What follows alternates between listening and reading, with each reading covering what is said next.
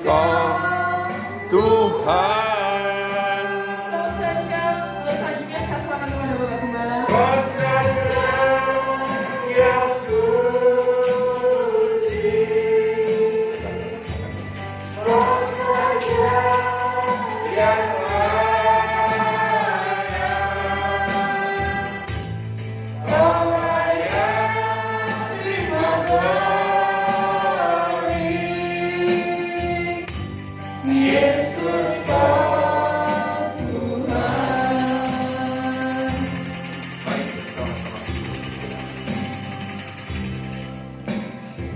Bapa kami yang di surga, tiba saatnya kami akan mendengarkan firman-Mu Tuhan.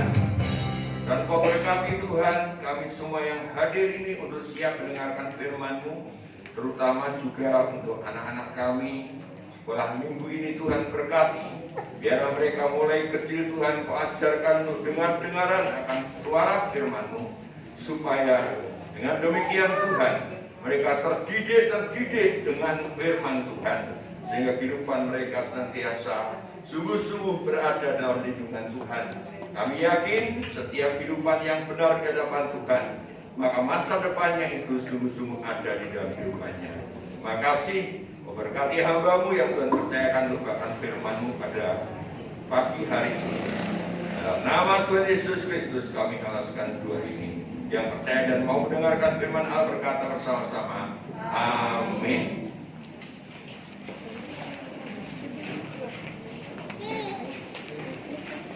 Puji nama Tuhan, Bapak Ibu sekalian, Shalom.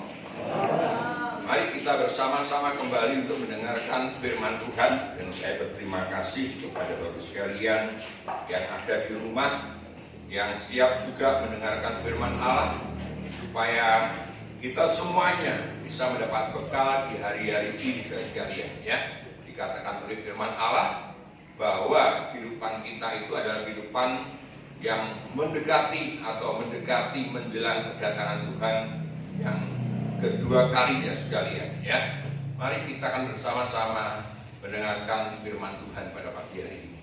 Kita akan bersama-sama mendengarkan firman Allah yang dikasih Tuhan di dalam Keluaran pasal yang ke-28. Keluaran pasal yang ke-28. Hari ini kita kembali mendengarkan firman Allah tentang pakaian imam-imam, saudara sekalian. Keluaran pasal yang ke-28. Kita baca ayat yang ke-39 sampai dengan ayat yang ke-40. Keluaran pasal yang ke-28 ayat yang ke-39 sampai dengan ayat yang ke-40. Dari kitab Keluaran pasal 28 ayat 39 dan 40. Demikian bunyi firman Tuhan. Haruslah engkau menenun kemeja dengan ada raginya dari linen halus, dan membuat serba dari linen halus, dan haruslah kau buat ikat pinggang dari tenunan yang berwarna-warni. Juga bagi anak-anak Harun haruslah kau buat kemeja-kemeja, dan haruslah kau buat ikat-ikat pinggang bagi mereka, dan dastar haruslah kau buat bagi mereka untuk menjadi perhiasan kemuliaan. Ya, amin. Makasih. Jadi pakaian imam-imam, saudara yang terkasih, pakaian imam besar atau juga yaitu pakaian imam-imam itu menunjuk kepada yaitu perhiasan kemuliaan bagi Tuhan. Kalau kita ini berbicara kembali pakaian, itu berbicara kehidupan, saudara, ya, kehidupan. Dan kehidupan itu adalah kalau kita berkenan kepada Tuhan, saya percaya kehidupan itu pasti diberkati oleh Tuhan, saudara. Nah, pada pagi hari ini kita mendengarkan firman Allah tentang yaitu ayat yang ke-39. Engkau harus menenun kemeja dengan ada raginya dari linen halus, dan membuat serban dari linen halus, dan harus aku buat ikat pinggang dari tenunan yang berwarna-warni. Jadi pada pagi hari ini kita berbicara tentang yaitu kemeja, saudara ya. Kemeja itu adalah yaitu yaitu baju. Kalau saudara lihat, ya, di dalamnya baju efod, saudara lihat yang kuning itu kalau dari situ, maka itu ada kemeja.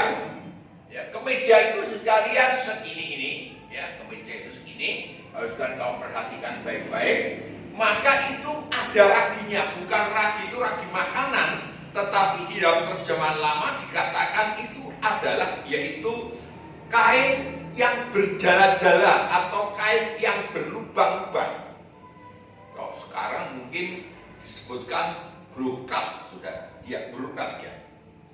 Brokat ya, saudara sekalian ya. Jadi pakaian yang terawang, saudara sekalian. Ya. Itu adalah pakaian yang dipakai oleh imam besar Harun.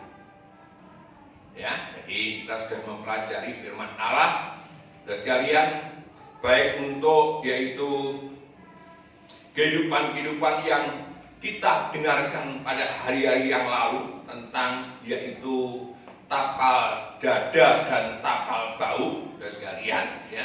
Juga disebutkan di situ ada permata-permata. Kita sekarang mendengarkan tentang serban juga sudah kita dengarkan. Saudara sekalian, tentang patam juga sudah kita dengarkan.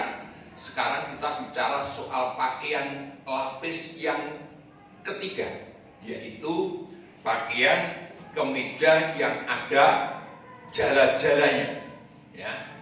Saya ulangi lagi, yang pertama itu adalah baju efod, saudara sekalian. Baju efod itu adalah baju seperti oto itu, ya, yang disitu gambarnya, saudara sekalian, ya. Lalu yang kedua disebutkan ada pakaian yang namanya gamis biru, ya.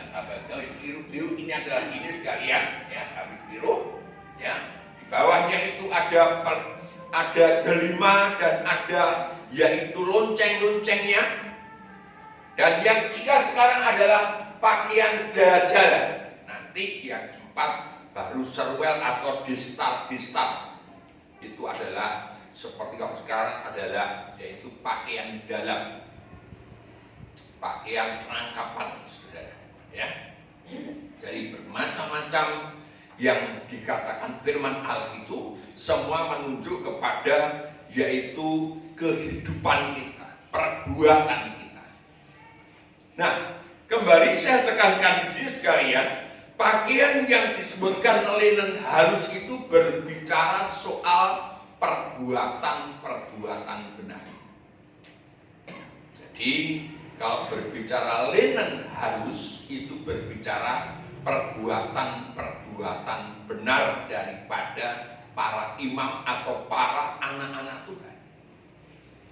Saudara, ya. Coba kita lihat di dalam Wahyu pasal yang ke-19, Wahyu pasal yang ke-19.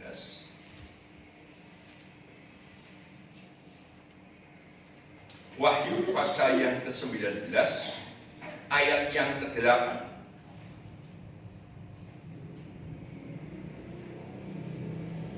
Dari kitab Wahyu pasal 19 ayat yang ke-8. Demikian bunyi firman Tuhan. Dan kepadanya dikaruniakan supaya memakai kain linen halus yang berkilau-kilau dan yang putih bersih. Linen halus itu adalah perbuatan-perbuatan yang benar bagi orang-orang kudus. Ya. Amin. Jadi kalau dalam Alkitab disebutkan linen halus itu berbicara tentang yaitu pakaian mempelai yang disebutkan yaitu perbuatan-perbuatan benar. Dan kalau disebutkan di situ pakaian yaitu linen halus itu berjala-jala itu artinya terawang. Artinya berjala-jala itu bisa dilihat. Saudara, maka diperlukan pakaian dalam. Saudara, ya. Ini berbicara tentang kemahatauan Tuhan. Jadi setiap perbuatan-perbuatan kita itu tidak pernah lepas daripada penglihatan Tuhan. Saudara, walaupun manusia itu menutupi bagaimanapun keadaannya, tetapi bagi Tuhan itu tidak ada yang tersembunyi, saudara. Ya. diberikan oleh Tuhan, maksudnya supaya kita itu melakukan perbuatan-perbuatan yang benar. Kalau saudara dan saya dikoreksi oleh firman Allah, maka maksudnya bukan saudara dan saya itu dihukum, tetapi adalah maksudnya supaya perbuatan-perbuatan kita yang kurang benar itu dibenarkan Tuhan.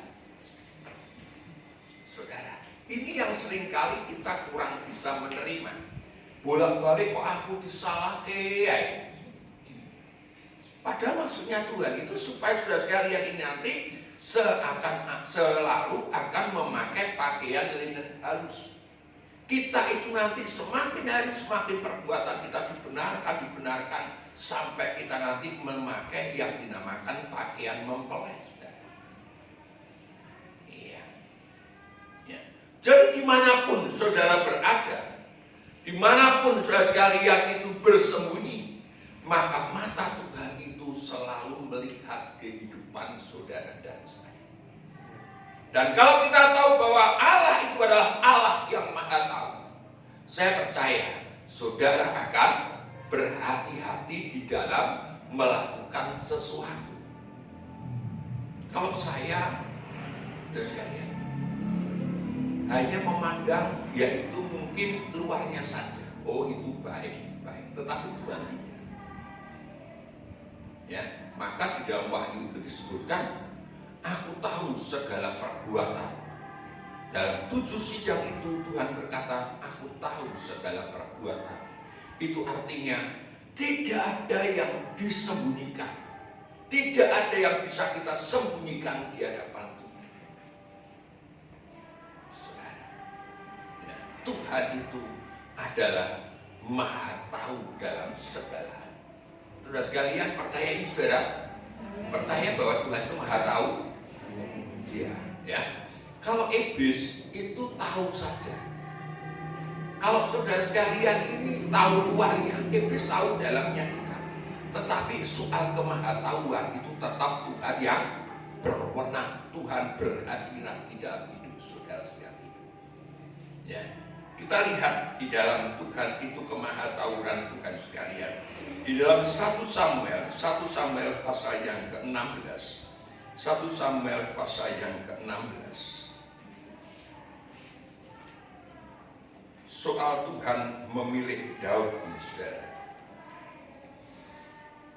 1 Samuel pasal yang ke-16 ayat yang ke-6 sampai dengan ayat yang ke-7. Dari kitab 1 Samuel pasal 16 ayat 6 dan 7. Demikian bunyi firman Tuhan. Ketika mereka itu masuk dan Samuel melihat Elia, lalu pikirnya, sungguh di hadapan Tuhan sekarang berdiri yang diurapinya. Tetapi berfirmanlah Tuhan kepada Samuel, janganlah pandang panasnya atau perawatan yang tinggi, sebab aku telah menolaknya. Bukan yang dilihat manusia yang dilihat Allah. Manusia melihat apa yang di depan mata, tetapi Tuhan melihat hati. Ya, terus Lalu Isai memanggil Abinadab dan menyuruhnya lewat di depan Samuel. Tetapi Samuel berkata, orang ini pun tidak dipilih Tuhan. Kemudian Isai menyuruh Syama lewat, tetapi Samuel berkata, orang ini pun tidak dipilih Tuhan. Demikianlah Isai menyuruh ke-7 anaknya lewat di depan Samuel. Tetapi Samuel berkata kepada Isai, semuanya ini tidak dipilih Tuhan. Lalu Samuel berkata kepada Isai, inikah anakmu semuanya? Jawabnya, masih tinggal yang bungsu, tetapi sedang menggembalakan kambing domba. Kata Samuel kepada Isai, suruhlah memanggil dia, sebab kita tidak akan duduk makan sebelum ia datang kemari. Nah, perhatikan saudara. Jadi ini yang dilihat Tuhan. Tuhan itu melihat hati. Tuhan tidak melihat muka. Walaupun muka itu juga dilihat Tuhan. Tetapi Tuhan itu sampai mengasihi kita. Sampai Tuhan itu memperhatikan hati saudara dan hati saya. Saudara. Karena apa? Karena perbuatan perbuatan benar itu berasal dari hati. Kalau Tuhan itu melihat yaitu Daud, Tuhan tidak melihat Eliab dan adik-adiknya, karena Daud ini mempunyai saudara 7. Nah, Daud ini bersaudara 7 saudara. Maka ketika Samuel ini disuruh Tuhan untuk memilih anak-anak daripada yaitu yang dikatakan ayahnya Daud itu saudara, maka Tuhan itu hanya memilih yang paling bungsu. Ya. Apakah Daud ini tidak cantik? Ya tidak bagus mukanya. Firman Allah katakan Daud ini juga elok parasnya. Apakah kakak-kakaknya tidak elok? Tidak. Firman Allah katakan Eliab ini menurut Samuel itu gagah perkasa. Tetapi Tuhan melihat hatinya Daud. Saudara. Ya. Jadi hati saudara sekalian ini dilihat Tuhan. Kalau hati kita itu hati yang baik, hati yang benar, maka perbuatan saudara sekalian itu merupakan linen halus dan itu menyenangkan hati Tuhan. Dari anak-anak sekolah minggu itu kan begitu. Ya. Masa depan itu sungguh ada kalau kita itu menjadi orang yang benar. Dan orang yang benar itu dimulai daripada hati yang benar. Kalau hati saudara dan saya ini bukan yang benar, itu sangat sukar sekali kita nanti melakukan perbuatan-perbuatan benar. Saudara, oleh sebab itu Daud itu selalu dia katakan dia merasa ada satu perbuatan yang dilakukan. Daud itu selalu berkata, Tuhan, aku ingin menyenangkan hati. Karena Daud itu tahu bahwa Tuhan itu maha tahu, saudara. Ya. Kalau saudara sekalian ini merasakan bahwa Tuhan itu selalu hadir dalam hidupmu, saya percaya saudara pasti melakukan perbuatan-perbuatan yang menyenangkan hatinya. Kan tidak mungkin kalau saya bersama Fani, ada di situ itu mungkin temannya Fani, lalu Fani itu tidak nurut apa yang saya katakan, atau Fani itu malah menjelek-jelekan saya. Pasti tidak. Nah, itu harus kita rasakan, saudara. Kalau saudara sekalian selalu merasa bahwa Tuhan itu menyertai saudara, maka satu hal, perbuatlah perbuatan-perbuatan yang menyenangkan hati Tuhan. Karena itu nanti membawa dampak yang luar biasa, saudara. Pasti Tuhan akan memberkati kehidupan saudara sekalian. Itu yang dirasakan Daud. Coba kita baca di dalam Mazmur 139. Mazmur 139 sekalian. Bagaimana Daud ini merasakan kehadirannya Tuhan. Mazmur 139 ayat 1 sampai dengan ayat yang seterusnya, sebenarnya sampai habis yaitu 20 ayat ini. Tetapi kita baca ayat 1 sampai dengan ayat yang kelima. Dari kitab Mazmur pasal 139 ayat 1 sampai 5. Demikian bunyi firman Tuhan. Doa di hadapan Allah yang Maha Tahu. Doa di hadapan Allah yang Maha Tahu. Ya, terus Ayat 1. Untuk pemimpin biduan, Mazmur Daud. Tuhan, Engkau menyelidiki dan mengenal aku. Engkau mengetahui kalau aku duduk atau berdiri. Engkau mengerti pikiranku dari jauh. Engkau memeriksa aku, kalau aku berjalan dan berbaring. Segala jalanku Kau maklumi. Sebab sebelum lidahku mengeluarkan perkataan, sesungguhnya semuanya telah Kau ketahui, ya Tuhan.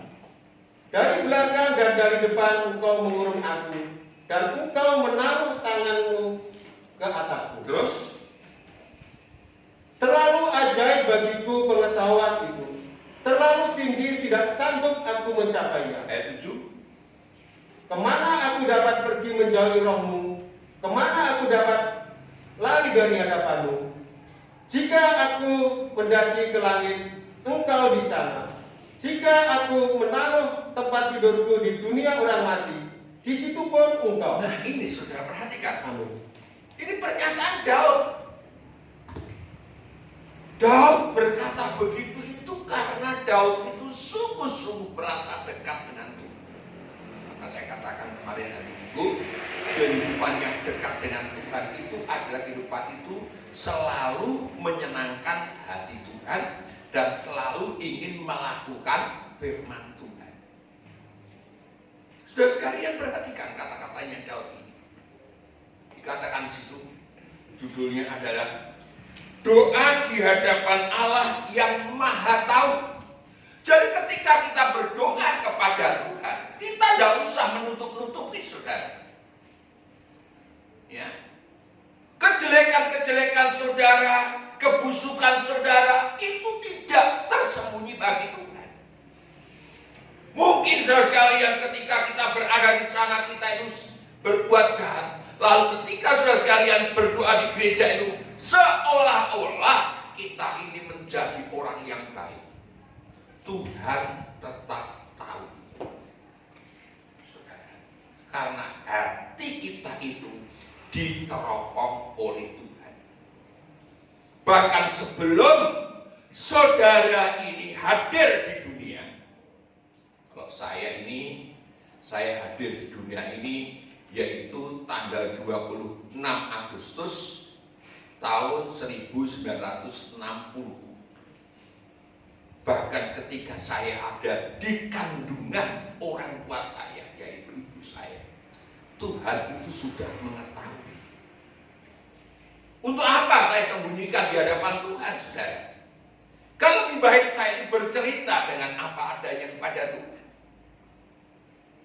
Saudara sekalian, ya, inilah yang harus kita perhatikan supaya hidup kita ini hidup yang berkenan kepada Tuhan.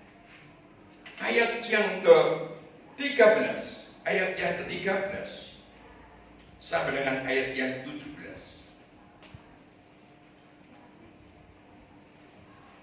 Ayat yang ke-13 dari Mazmur 139. Iya. Sebab engkaulah yang membentuk buah pinggangku, menenun aku dalam kandungan ibuku. Aku bersyukur kepadamu oleh karena kejadianmu dahsyat dan ajaib. Ajaib apa yang kau buat, dan jiwaku benar-benar menyadarinya. Tulang-tulangku tidak terlindung bagimu ketika aku dijadikan di tempat yang tersembunyi, dan aku direkam di bagian-bagian bumi yang paling bawah. Matamu melihat selagi aku bakal anak, dan dalam kitabmu semuanya tertulis hari-hari yang akan dibentuk, sebelum ada satupun daripadanya. Dan bagiku, betapa sulitnya pikiranmu ya Tuhan, ya Allah. Betapa besar jumlahnya. Jika aku mau menghitungnya, itu lebih banyak daripada pasir. Apabila aku berhenti, masih saja aku bersama-sama engkau. Nah ini saudara perhatikan ini. Ya, jadi berapapun usia saudara, itu tidak lepas daripada pengetahuan yang diketahui oleh Tuhan. Maka disebutkan tadi, pakaian itu linen halus yang berjala-jala, berlubang-lubang, kayak ayaan. Itu artinya tidak ada yang tersembunyi di hadapan Tuhan. Maksudnya apa? Maksudnya supaya kita itu menjadi orang yang benar. Orang yang benar itu berasal dari hati kita. Salah satu hal, saudara sekalian, hati yang benar itu adalah hati yang bersih daripada rasa kebencian. Ya, kebencian itu bisa mengakibatkan saudara sekalian ada kepahitan. kebencian itu bisa mengakibatkan hati saudara sekalian timbul rasa dendam. Ya. Jadi hati yang benar itu adalah hati yang bersih dari rasa kebencian kepada seseorang. Ini yang dijaga oleh Daud supaya hidupnya itu benar di hadapan Tuhan. Semisal begini saudara, ketika saya ini benci kepada seseorang, maka ketika orang itu di hadapan saya akan berusaha untuk bisa berbuat sebaik mungkin. Apalagi kalau di situ tuh ada banyak orang. Ya, seumpama sekarang saya ini ada persoalan dengan Lista, lalu di sini ini ada Tian. Ya. Ketika kita berkata-kata, tidak mungkin saya akan tunjukkan kebencian saya itu kepada Lista. Saya akan berusaha untuk sebaik mungkin supaya apa? Supaya Tia itu mengerti bahwa saya ini baik juga kepada Lista. Tetapi apakah yang saya perbuat itu benar di hadapan Tuhan? Tentunya tidak. Saudara, ini yang disebutkan kita bermunafik, kita berkata-kata dengan atau kita berbuat sesuatu dengan tidak dengan dasar yang baik.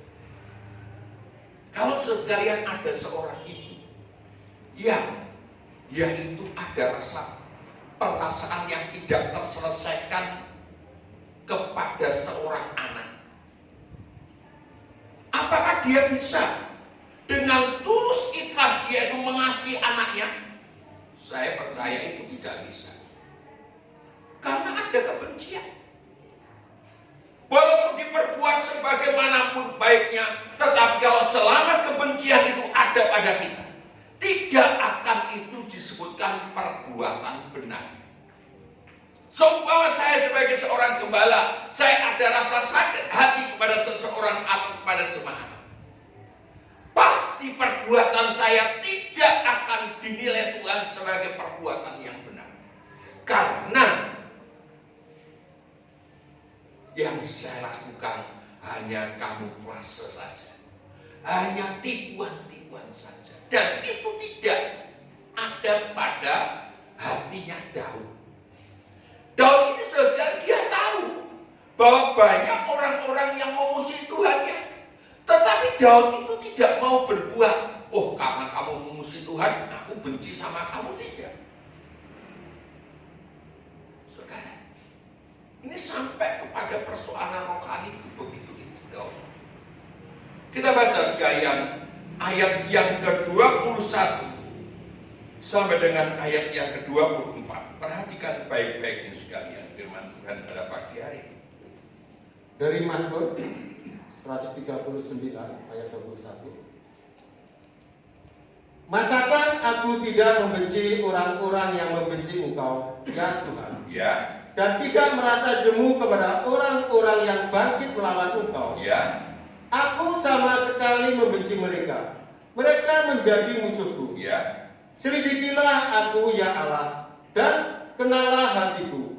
Ujilah aku dan kenallah pikiran-pikiranku.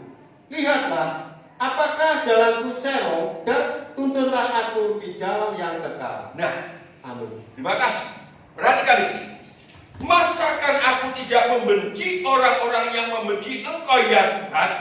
Jadi berkata, masa aku oleh Tuhan membenci mereka yang membenci Engkau. Perhatikan ini. Ya, terus sekali.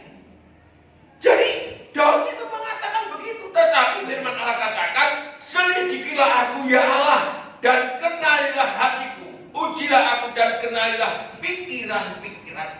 Sekarang bagaimana sikap Daud ketika melihat orang-orang yang membenci Tuhan?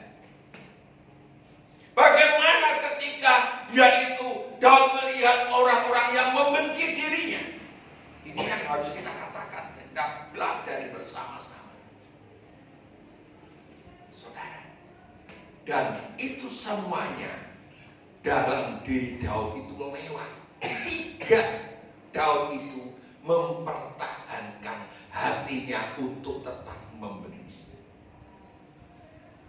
Ini perlu sekali, saudara sekalian. Lah, lho, piyambak iku mboten damel kula mboten sae. Kalau hati saudara sekalian sudah berkata begitu, saya percaya hati saudara sekalian terluka. Memang luka hati itu sangat sukar untuk memaafkan. Tapi pagi hari ini saya ingin supaya saudara sekalian ini menjadi orang-orang yang benar di hadapan Tuhan. Kita itu lain dengan orang-orang yang tidak kenal Tuhan, saudara. Ketika saudara sekalian ini ada kebencian kepada teman saudara, ketika saudara sekalian ini tidak terselesaikan dengan Tuhan, maka ketika sekalian melayani di depan ini dan ada yang saudara benci itu ada di situ. Kira-kira apakah pelayan saudara sekalian ini bisa semulus apa yang dikatakan firman Tuhan, saudara? Bisa enggak, saudara sekalian? Hah? Bisa? Saya percaya tidak. Saya percaya tidak. Ketika kita mempunyai satu kebencian kepada seseorang, dan ketika kita itu memberi kepada dia, pasti itu juga merupakan keterpaksaan. Ini yang harus kita periksa dalam pada hari-hari ini. Mari kita menghadap Tuhan, kita berdoa kepada Tuhan dengan hati yang bersih.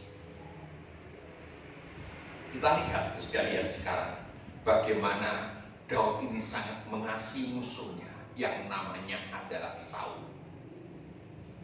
Ya, Daud ini mempunyai musuh yang namanya Saul. Sebenarnya Daud ini tidak menjadikan Saul itu musuh, tetapi Saul itu selalu berkarya, selalu berusaha untuk membunuh Daud. Karena bagi Saul, Daud ini merupakan satu musuh yang harus dibinasakan karena bisa menggeser kedudukannya. Saudara, ya. Kalau saudara sekalian mempunyai musuh, maka itu akan bisa menggeser kedudukan saudara.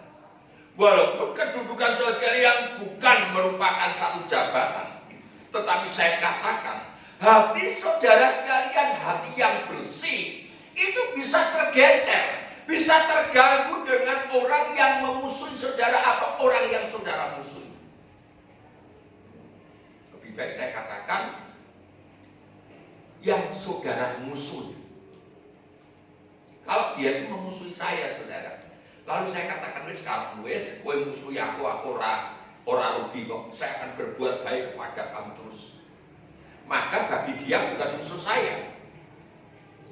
Tetapi kalau dia itu sekalian tidak saya anggap dia itu baik, maka itu saya katakan kamu musuh saya. Di sini sudah ada kedudukan hati yang baik itu tergeser oleh karena musuh itu, saudara. Nah, Daud tidak mau berbuat itu. Daud tidak mau melakukan hal itu. Walaupun Saul itu jahat kepada dia, tapi Daud tetap mengasihi Saul. Itu yang mengakibatkan hatinya Daud adalah hati yang bersih di hadapan Tuhan. Sehingga doa Daud ini merupakan doa yang didengar. Mari kita lihat di dalam 1 Samuel pasal yang ke-19 bagaimana caranya Daud ini bisa mengasihi musuhnya, saudara sekalian. 1 Samuel pasal yang ke-19. Setelah Daud ini, saudaraku yang dikasihi Tuhan, diurapi oleh Samuel, maka mulailah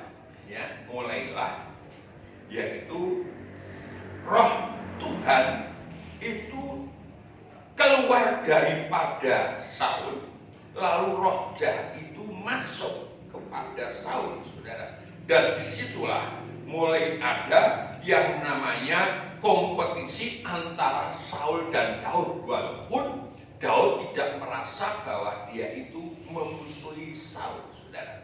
Kita baca pasal 19 ayat yang ke-8 sampai dengan ayat yang 10. 1 Samuel pasal 19 ayat 8 sampai 10. Demikian bunyi firman Tuhan. Ketika perang pecah pula, maka majulah Daud dan berperang melawan orang Filistin. Ia menimbulkan kekalahan besar di antara mereka, sehingga mereka melarikan diri dari depannya. Tetapi roh jahat yang daripada Tuhan hinggap pada Saul, ketika ia duduk di rumahnya dengan tombaknya di tangannya, dan Daud sedang main kecapi. Lalu Saul berikhtiar menancapkan Daud ke dinding dengan tombaknya, tetapi Daud mengelakkan tikaman Saul, sehingga Saul mengenai dinding dengan tombak itu. Sesudah itu Daud melarikan diri dan luputlah ia pada malam itu. Nah, Amin. perhatikan di sini, perhatikan. Ya, jadi kebencian Saul itu mulai nampak ketika Daud itu mengalahkan orang-orang Filistin. Lalu Saul mulai ada rasa iri hati. Mulailah Saul ini ada rasa kepahitan. Lalu Saul berusaha untuk membunuh Daud. Saya perhatikan dan saya ulangi lagi. Kepahitan hati itu membuat saudara dan saya rugi sendiri. Kebencian yang belum terselesaikan akan membuat saudara sekalian rugi, saudara. Dan ketika Saul itu melemparkan tombaknya kepada Daud, dan Daud mengelak, artinya Daud itu mendapatkan perlindungan daripada Tuhan. Lalu Daud itu dikatakan melarikan diri. Saudara, kalau ada sesuatu dalam hatimu, dalam pergaulan yang mengakibatkan akan membuat saudara sekalian, hati saudara sekalian itu tidak benar, hati saudara dan saya akan timbul kebencian. Yang pertama saudara lakukan, berlalulah, larikanlah dari persoalan yang membuat saudara dan saya ini benci. Ya, kalau ada seseorang yang mengajak saudara sekalian untuk bercerita, untuk menceritakan seseorang yang ketika dia itu ada masalah, yang pertama, saudara jangan ikut campur, saudara jangan masuk ke dalam persoalannya, saudara, supaya saudara, hati saudara tetap hati yang terjaga. Saya ini sekalian paling susah kalau sudah pulang ke rumah. Ya, saya pulang ke rumah saya melihat ibu. Lalu di sana sekalian saudara saya itu mulai yang pertama itu menceritakan, kayak gini loh dek, kayak gini loh dek. Saya katakan, sudahlah, kalau memang persoalan itu bisa diselesaikan, selesaikanlah. Ya. Tetapi kalau tidak, saya pun hanya sekedar memberikan nasihat. Kalau saya dengar dari jenengan hanya satu sisi dari jenengan, nanti saya akan bisa membuat saya benci kepada Tuhan. Saudara. Jadi ketika kita itu melarikan diri, bukan melarikan diri artinya tidak bertanggung jawab. Tetapi jangan sampai hati kita itu tercuri karena persoalan-persoalan yang membuat saudara dan saya ini dibenci dan membenci, saudara. Iya, ngerti maksud saya, saudara? Ngerti ya? Jadi gini, saudara. Ya, kalau sekarang contohnya ya, Lista saja ya. Saudara Lista itu benci sama saya, lalu dia ngelek-ngelek saya. Saya harus berkata begini, wis gak apa-apa wis, dielek-elek gak apa-apa wis. Sing penting atiku kuwi tetap api, tetap ayam tentrem. Itu artinya saya melarikan diri dari persoalan ketika Lista itu menjelek-jelekan saya. Tapi ketika Lista menjelek-jelekan saya, lalu saya, wah ini Lista ini salah ini. Lista ini kok gak baik sama saya. Wes ini tak bales. Maka akan terjadi hati saya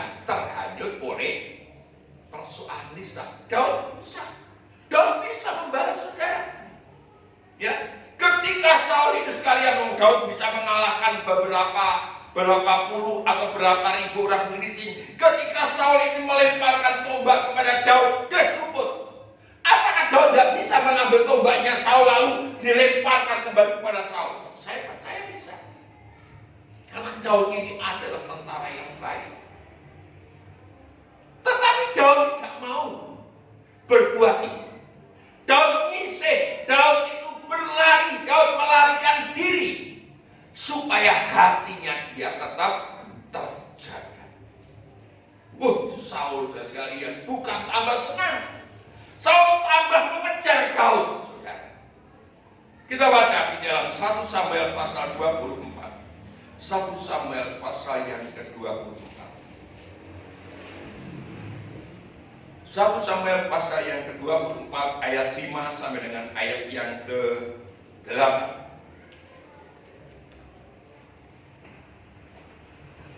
1 Samuel pasal 24 ayat 5 sampai 8. Demikian bunyi firman Tuhan. Lalu berkatalah orang-orangnya kepada Daud, telah tiba hari yang dikatakan Tuhan kepadamu. Sesungguhnya aku menyerahkan musuhmu ke dalam tanganmu. Maka berbuatlah kepadanya apa yang kau pandang baik. Maka Daud bangun, lalu memotong puncak jubah Saul dengan diam-diam. Kemudian berdebar-debarlah hati Daud karena ia telah memotong puncak Saul. Lalu berkatalah ia kepada orang-orangnya, dijauhkan Tuhanlah kiranya daripadaku untuk melakukan hal yang demikian kepada Tuanku, kepada orang yang diurapi Tuhan, yakni menjamah dia, sebab dialah orang yang diurapi Tuhan. Dan Daud mencegah orang-orangnya dengan perkataan itu. Ia tidak mengizinkan mereka bangkit menyerang Saul. Sementara itu Saul telah bangun meninggalkan gua itu, hendak melanjutkan perjalanannya. Nah, terima kasih. Perhatikan, kedua kalinya Daud berbuat yang baik kepada Saul. Saudara, ya. Daud berbuat baik kepada Saul. Ada kesempatan Daud bisa membunuh Saul, tapi Daud tidak mau melakukannya, saudara. Ayat 16 Pak Joko.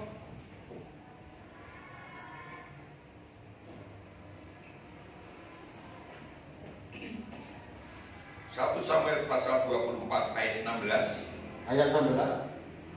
Sebab itu Tuhan kiranya menjadi hakim yang memutuskan antara aku dan engkau. Dia kiranya memperhatikannya, memperjuangkan perkaraku dan memberi keadilan kepadaku dengan melepaskan aku dari tanganmu. Nah ini saudara, Daud tidak membalas, tetapi Daud itu menyerahkan persoalannya kepada Tuhan. Kalau saudara sekalian ada yang membenci saudara, apakah saudara akan balas membenci saudara? Ya. Yang pertama, kita harus bisa menahan emosi kita. Gak usah kita marah. Ya, ketika orang berbuat jahat kepada saudara, gak usah kita marah-marah. Tahan. Kalau perlu kita melarikan diri. Ini artinya menahan diri, itu artinya tidak ikut dalam persoalan itu. Kita belajar menahan emosi kita. Bisa saudara sekalian belajar ya. Jadi ketika ada orang marah pada kita, jangan ikut-ikut marah. Saudara katakan sabar. Aku ora terpancing wis. Aku ora terpancing wis. Aku percaya Tuhan memelihara saya. Saudara. Lalu yang kedua, ketika kita itu mempunyai kesempatan, jangan menggunakan kesempatan itu. Daud tidak menggunakan kesempatan itu dan menyerahkan bantuan. Biar Tuhanlah yang menghakimi. Bagaimana saudara sekalian? Ketika orang yang membenci saudara sekalian itu dalam keadaan yang membutuhkan pertolongan saudara, saudara bisa mendoakan apa justru saudara sekalian katakan syukur. syukur, entuk kutukan. Saudara, itu haknya Tuhan. Tapi jangan sampai saudara sekalian membalas kejahatannya dengan kejahatan. Firman Allah katakan kita harus melakukan perbuatan yang benar, yaitu membalas kejahatan dengan apa saudara? Kebaikan. Itu hati yang benar itu begitu itu. Kalau seteru kita lapar, jangan kita elek-elek, jangan kita jelek-jelekan, kapok. Kan ada begitu saudara. Oh kayak loro kayak kena, piwalese kayak. Kayak kita itu menghakimi saja. Saudara, ya kapok, salah. Bukan begitu, saudara. Daud mengatakan, aku tidak mau menjamah orang yang diurap itu. Jadi semua kehidupan itu dalam, yaitu otoritasnya Tuhan, dalam genggaman Tuhan. Daud mengatakan, biar Tuhan yang menjadi hakim. Mana yang benar, mana yang salah. Roma pasal yang ke-12. Roma pasal yang ke-12. Roma pasal yang ke-12 ayat 17 sampai dengan ayat yang ke-21.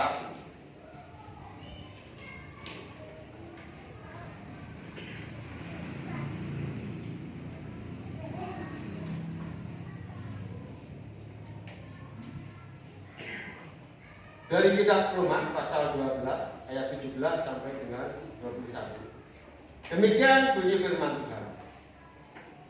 Janganlah membalas kejahatan dengan kejahatan. Lakukanlah apa yang baik bagi semua orang. Sedapat-dapatnya, kalau hal itu bergantung padamu, hiduplah dalam perdamaian dengan semua orang. Saudara-saudaraku yang kekasih, janganlah kamu sendiri menuntut pembalasan, tetapi berilah tempat kepada murka Allah. Sebab ada tertulis, pembalasan itu adalah hakku. Akulah yang akan menuntut pembalasan, firman Tuhan. Terus? Tetapi jika seterumu lapar, berilah dia makan. Jika ia haus, berilah dia minum. Dengan berbuat demikian, kamu menumpukkan bara api di atas kepalanya. Janganlah kamu kalah terhadap kejahatan, tetapi kalahkanlah kejahatan dengan kebaikan. Nah ini saudara. Amin. Hati yang benar itu hati yang demikian. Ya, Tuhan melihat hati saudara bagaikan pakaian yang berjala-jala. Apakah dalam hatimu ada kebencian? Saudara, bagaimana tanggapan hati saudara sekalian ketika melihat musuh-musuhmu, yaitu mendapatkan satu, yaitu kelaparan atau satu kesusahan? Dilihat Tuhan, saudara.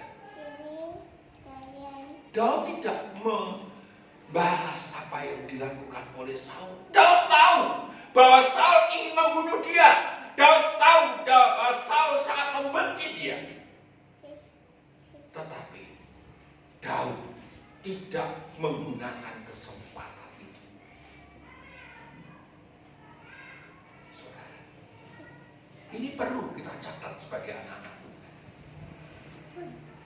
Jangankan kepada orang lain, kadang-kadang kepada anak kita sudah, ya, pada anak kita. Kalau kita belum kenal Tuhan, ketika anak kita itu susah, orang tua pasti berkata begini, ini yang belum kenal Tuhan. Kapok, orang ngerti ya, ini orang tua itu mahalati, malah syukur nih. Kita tidak bisa berbuat begitu, saudara. Mari kita mohon kepada hati kita adalah hati yang bersih. Jadi untuk menjaga hati yang bersih dari kebencian itu, yang pertama, saudara harus bisa menahan emosi saudara. Jangan terpancing. Kalau dia membenci saudara, jangan terpancing ikut membenci. Yang kedua, jangan menggunakan kesempatan ketika saudara mempunyai kesempatan untuk membalas perbuatan. serahkan itu kepada Tuhan.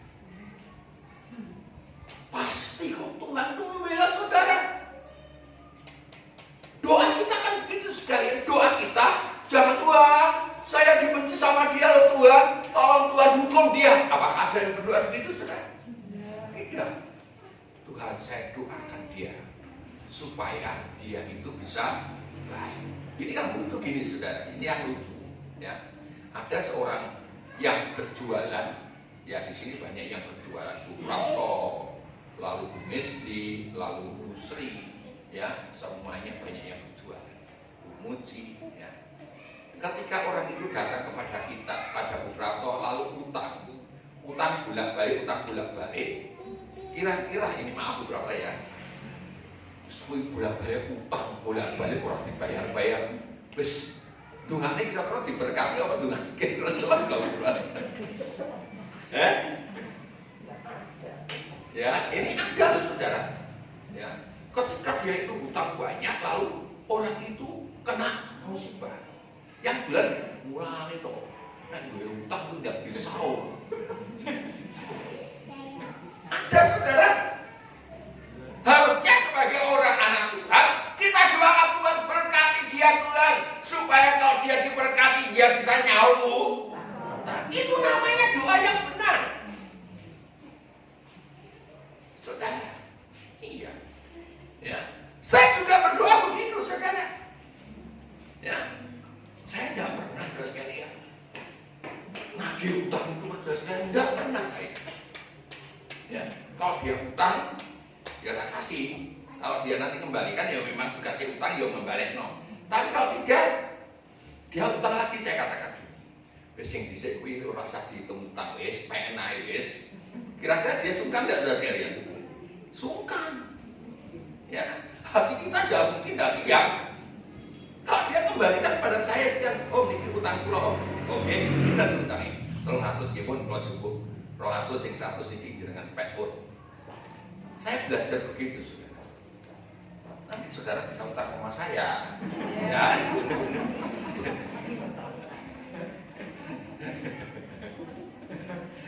Bisa jadinya kalau saya pas punya tak kasih. Ya utang ya utang ya wajibnya.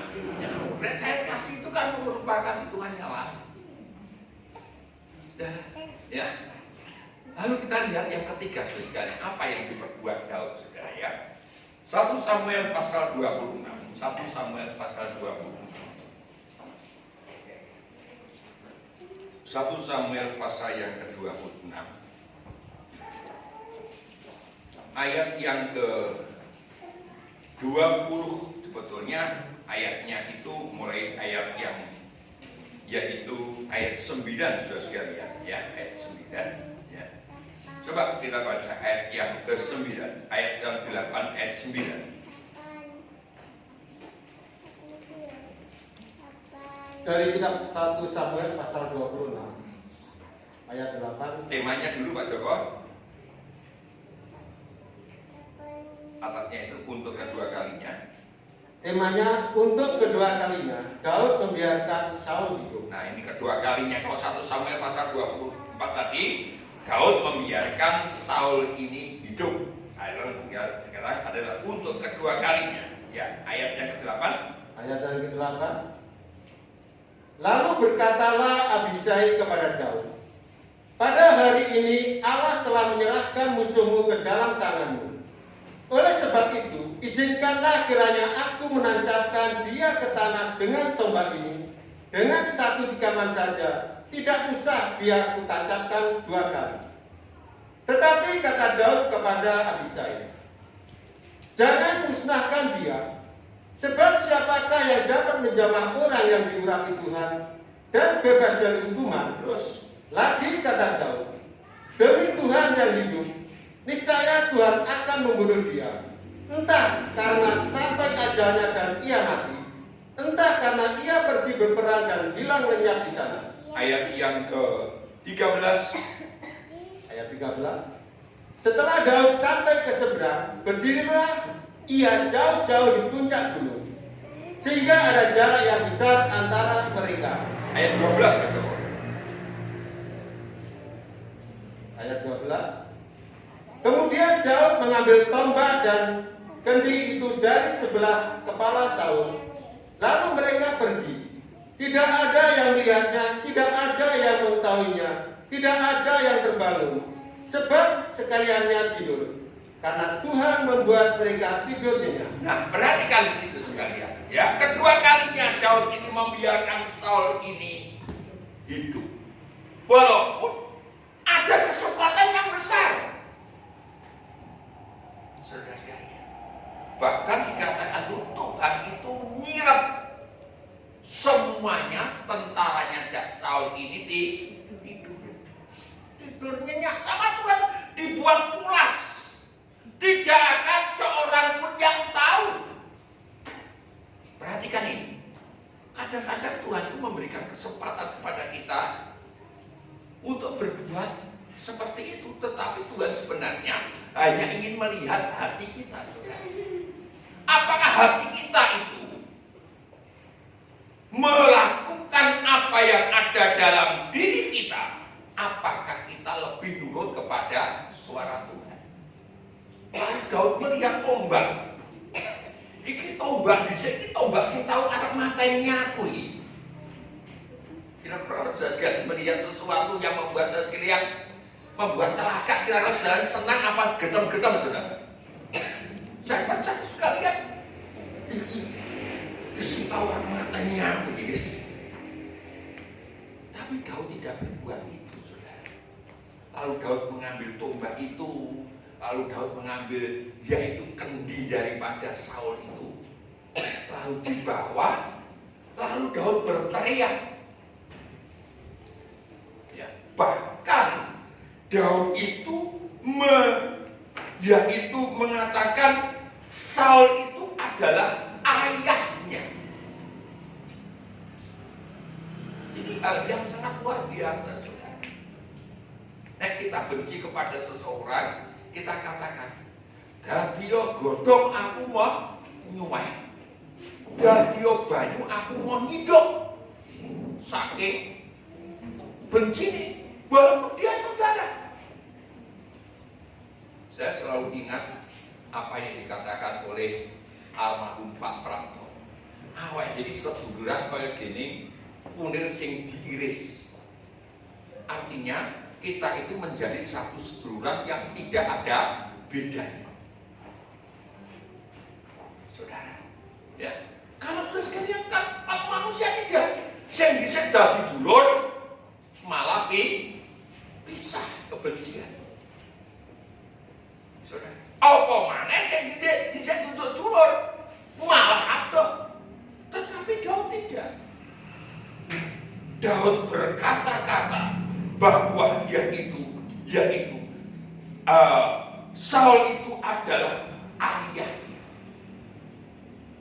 Ketika Daud memberitahukan bahwa apa yang diperbuat oleh yaitu Daud kepada Saul, lalu Saul ini menjawabnya, "Itu suara anakmu kah Daud?" Ayat yang ke-16. Coba kita baca ayat yang ke-16 sampai dengan ayat yang seterusnya, sampai dengan ayat yang ke-17. Ayat 16. Tidak baik hal yang kau perbuat itu. Demi Tuhan yang hidup, kamu ini harus mati karena kamu tidak mengawal Tuhanmu, orang yang diurapi Tuhan itu. Sekarang lihatlah, di mana tombak raja dan kendi yang ada di sebelah kepalanya. Saul mengenal suara Daud, lalu ia berkata, "Suaramu kah itu anakku Daud?" Jawab Daud, "Suaraku tuanku raja." Kalau dalam 1 Samuel pasal 24, maka Daud itu mengatakan yaitu ayah bagi Daud. Daud mengatakan Saul itu adalah ayah. Di sini disebutkan suara anak, suara muka anak Daud. Jadi mulai ada satu hubungan yang baik. Ayat yang ke-25, ayat yang ke-25.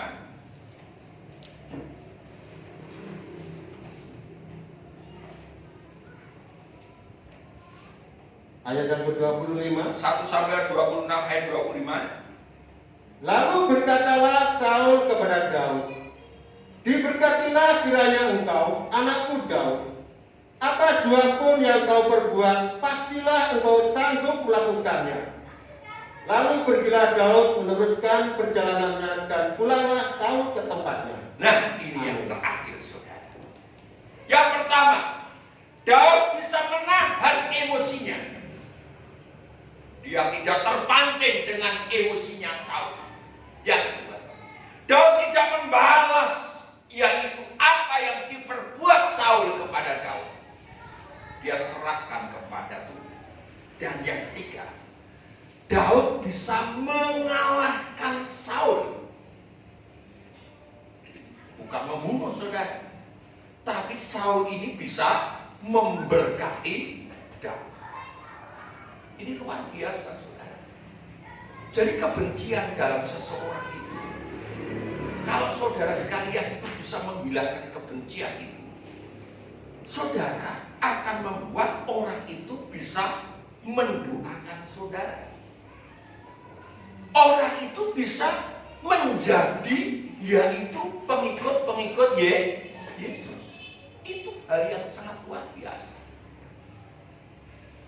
saudara. Sampai nanti orang itu yang membenci saudara akan katakan, "Iyo tiba di wong Kristen mapi tenang." Itu pasti terjadi.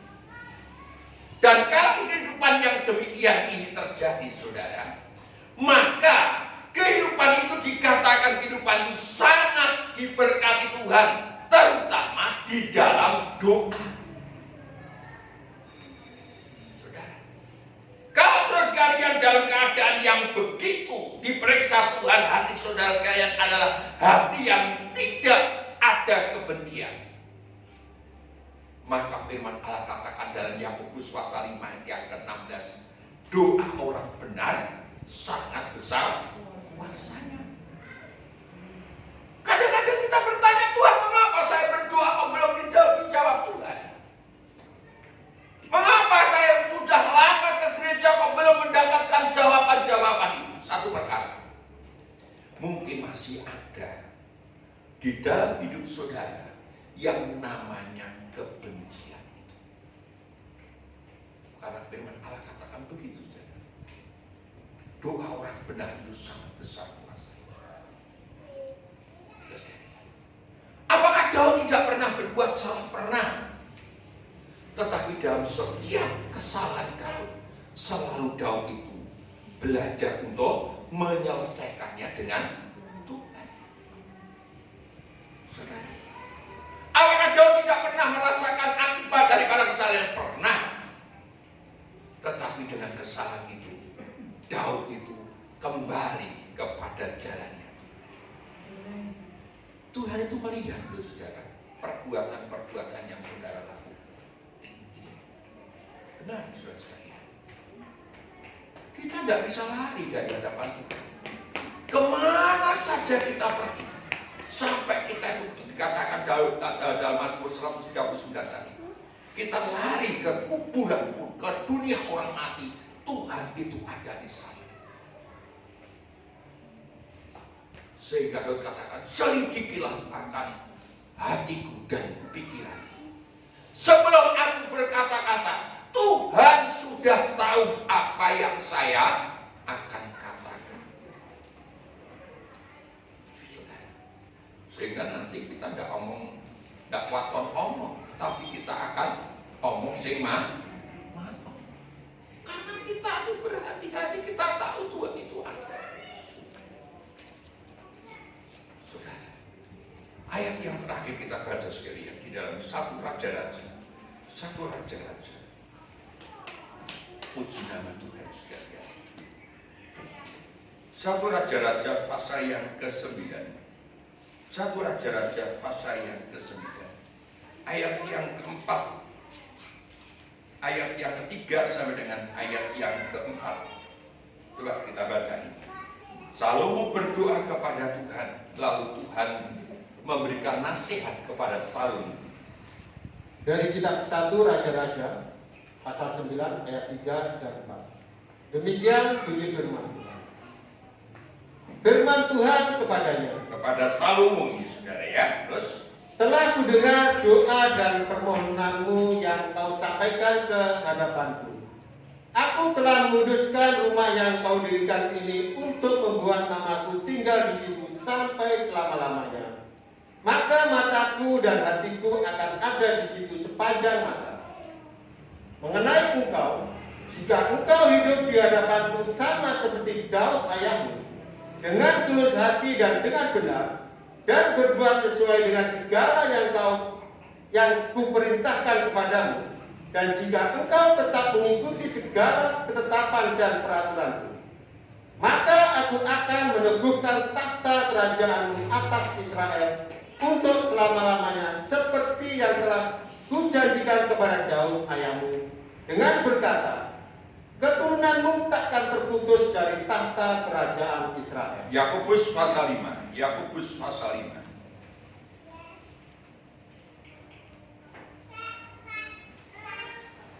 Ayat yang ke-16. Yakobus pasal 5 ayat yang ke-16. Yakobus pasal 5 ayat yang ke-16. Demikian bunyi firman Tuhan. Karena itu, hendaklah kamu saling mengaku dosamu dan saling mendoakan supaya kamu sembuh. Doa orang yang benar, bila dengan yakin didoakan, sangat besar kuasanya. Nah ini saudara. Amin. Jadi kehidupan benar itu dimulai dari kita menyelesaikan persoalan kita dengan Tuhan. Jadi ketika saudara maju ke depan, itu kesempatan kita untuk menyelesaikan berjanji sama Tuhan.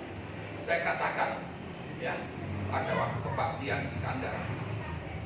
Jangan saudara sekalian lihat, aku bolak-balik kok maju aja. Loh saudara sekalian, kalau memang hatimu saudara sekalian digerakkan Tuhan untuk maju.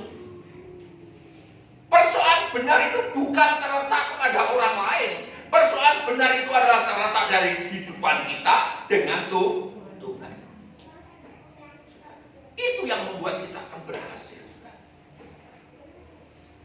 Mari, mata Tuhan melihat hati saudara sekalian. Mata Tuhan juga melihat hati saya. Jangan ada tersirat kebencian sedikit pun dalam hati kita. Supaya kita bisa mempunyai pakaian linen halus, perbuatan-perbuatan benar. Karena hati kita adalah hati yang dibereskan dahulu, saudara. Tuhan Yesus memberkati kita semua sekalian. Mari kita bersama-sama berdiri. Haleluya. Kita nyanyikan pujian sekalian. Kau berharga di mata Tuhan. Tuhan tidak mau menghukum saudara sekalian kalau kita mau tetap berada di dalam Tuhan.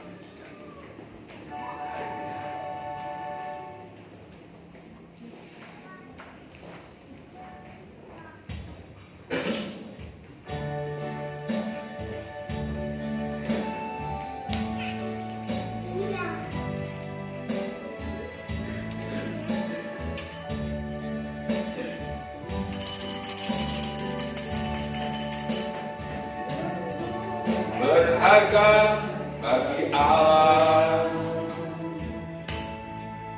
yang tak berkenan di hadapannya. Dia ciptakan kostum gambarnya, ku terlalu indah mau bagi dia. Dia berikan kasih-Nya bagi kita. Dia akan relakan segala-galanya. Dia disalib tebus dosa kita. Karena hidupmu sangatlah berharga. Guru yang terpulang takkan dipatahkannya. Dia akan jadikan indah, sungguh lebih berharga. Guru yang tak mudah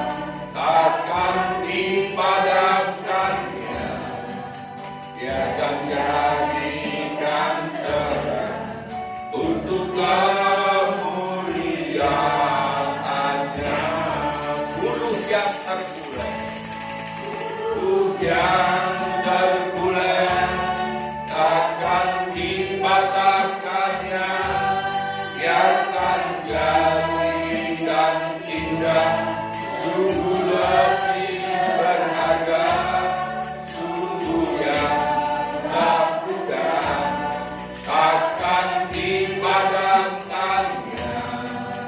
Dia akan jadikan terang untuk kemuliaan-Nya. Haleluya, saudara. Kita sangat berharga di mata Tuhan. Karena kita itu dijadikan Tuhan seturut gambarnya. Tuhan ingin supaya hati saudara sekalian bersih dari kebencian. Supaya kita ini dijadikan indah oleh Tuhan. Pagi hari ini,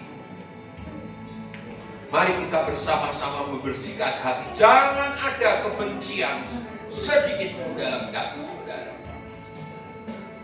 Mari jadikanlah diri saudara sekalian benar di hadapan Tuhan.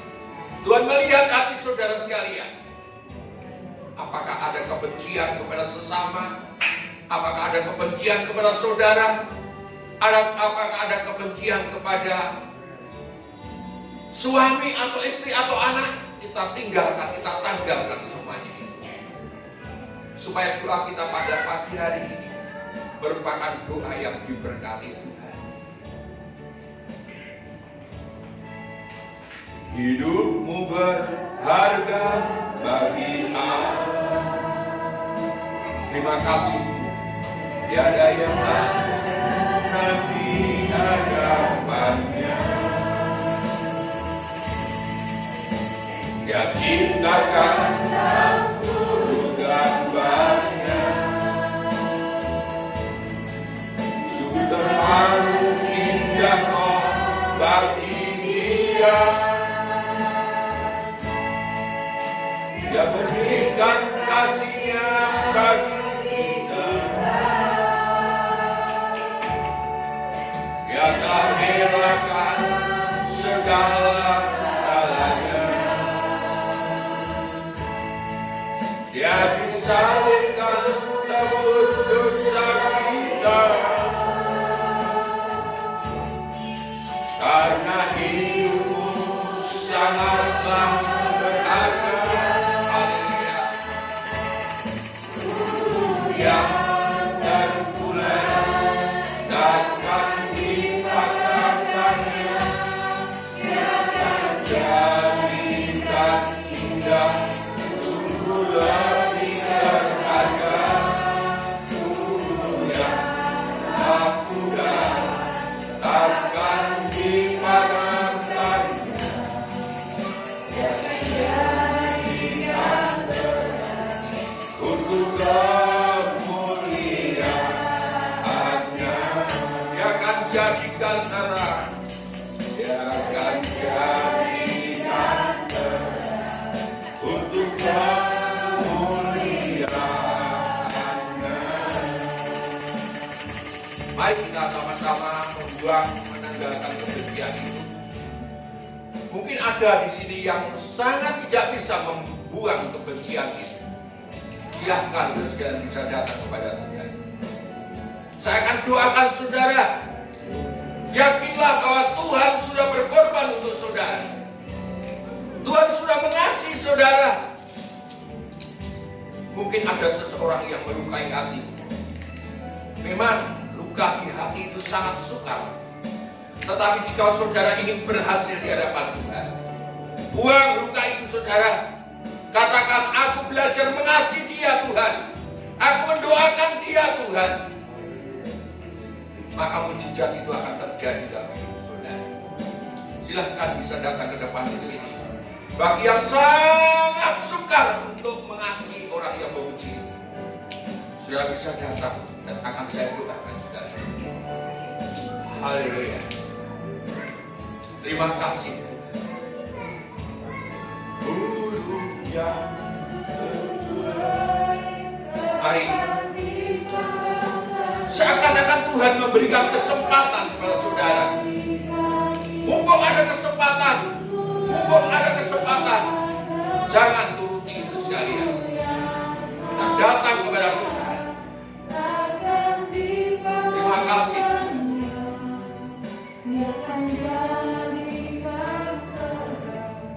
untuk kemuliaan-Nya. Baik, kita sudah mendengarkan firman Allah. Mata Tuhan melihat hati saudara. Mari kita selesaikan hati kita kepada Tuhan. Terima kasih. Terima kasih. Hamba-Mu hanya sebatas menyampaikan firman.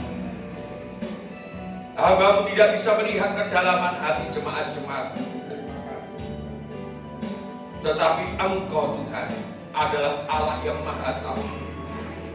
Allah yang mengerti dan Allah yang peduli dalam setiap kehidupan anak-anak-Mu semuanya. Ampuni Tuhan, jikalau kami kurang bisa menahan emosi kami. Ampuni Tuhan, biar kasih kemurahan-Mu senantiasa melimpah-limpah atas hamba-Mu sekeluarga dan juga untuk jemaat-jemaat-Mu yang hadir pada saat ini. Terima kasih Tuhan Yesus. Jadikan kami menjadi manusia-manusia, menjadi umat-Mu yang benar di hadapan-Mu. Terima kasih. Terima kasih. Haleluya.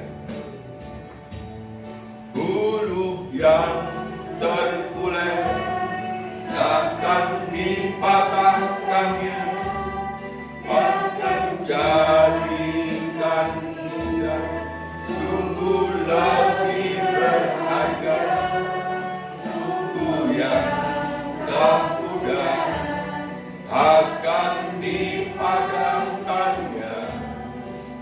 Dia akan jadikan terang untuk kemuliaan-Nya.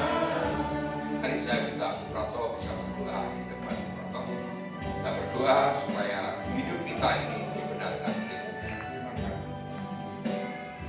Mari silakan ke depan sini.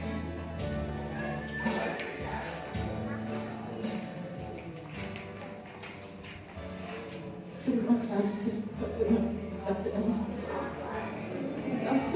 Terima kasih kepada-Mu atas firman-Mu ya Tuhan. Dalam firman-Mu Tuhan senantiasa Tuhan menjadikan umat-Mu lebih baik, lebih baik. Haleluya. Ya Tuhan, terima kasih Tuhan, terima kasih.